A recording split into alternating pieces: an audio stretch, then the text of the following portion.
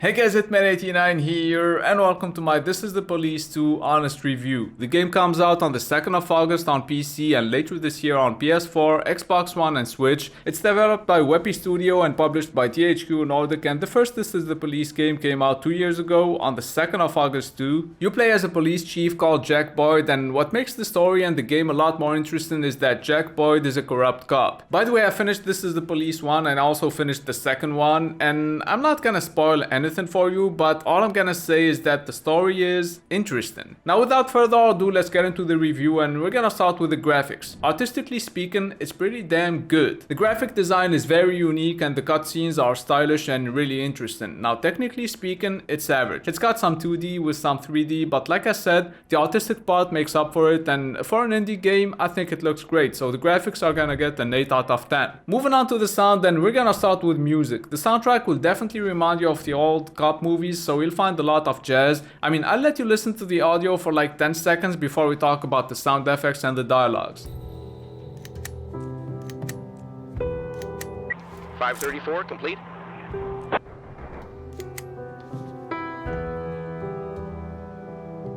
Most of the sound effects are the same from the first game, which can get a little too repetitive after maybe 20 hours, so towards the very end. But the voice acting is very well done and it's believable, which in my opinion is the most important thing, so the sound is gonna get an 8 out of 10. I'll let you listen to a cutscene for like 15 seconds before we talk about the gameplay. Sheriff Wells invented his enemies, and he paid for them dearly. So the policeman had to pay for doing police work. What? Jack, come on. I know we need the police. Of course we need them.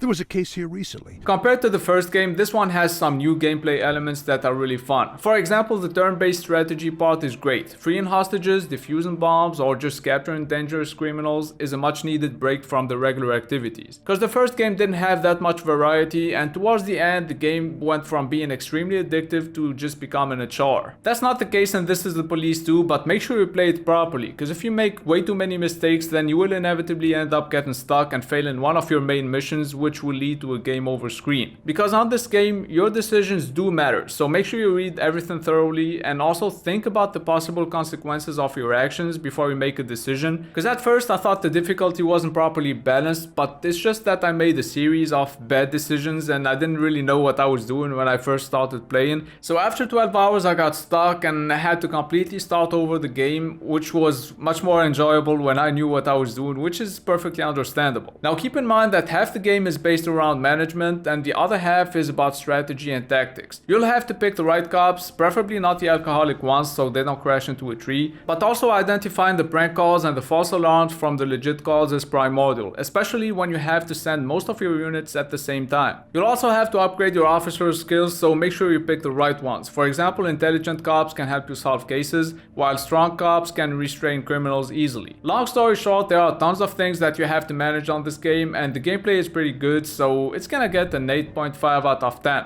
Now like I said, I first played this game for like 12 hours until I got stuck and I couldn't fix my mistakes just by loading the game a few days before the game over screen, so I had to start it over and it didn't really bother me that much. But now that I finished it, I don't see myself playing it again, so the replayability is gonna get a 5 out of 10. Moving on to the fun factor, this is a very addictive game, especially when you play it properly. I played it for around 12 hours a day, 3 days in a row until I finished it, so yeah, that's how addicted I got. But seriously, if you like management and strategy games, you'll have a lot of fun playing this one. So the fun factor is gonna get a 9.5 out of 10. Moving on to the value for money, and at this moment the price is still not showing on the game Steam page, but it'll probably be around 30 bucks if not less, and considering it takes between 24 and maybe 28 hours to finish This is the Police 2, I think it's definitely worth the money. So the value for money is gonna get a 9 out of 10. If you're like me and you're into management and strategy games or just police simulators in general, then you'll love This is the Police 2, and that's why I'm gonna give it an 8 out of 10. Now keep in mind the game is far from being perfect though. I faced a few bugs here and there and some of them were really annoying.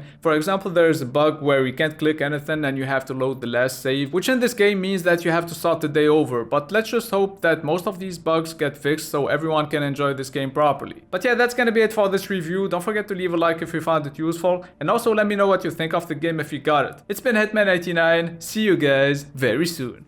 team, my brothers, I'm out here trying to run us. The rest of y'all trying to trump us, but it's hands up, no handouts, no stand-ins. I stand out. I built this bitch from the ground up. I got the plans out. This my house. I came in this bitch with a dream and a fifth. Only people I trust is my team and my bitch. Every night it was Curry. Now I cannot miss. R.I.P. to you haters, you will not be missed.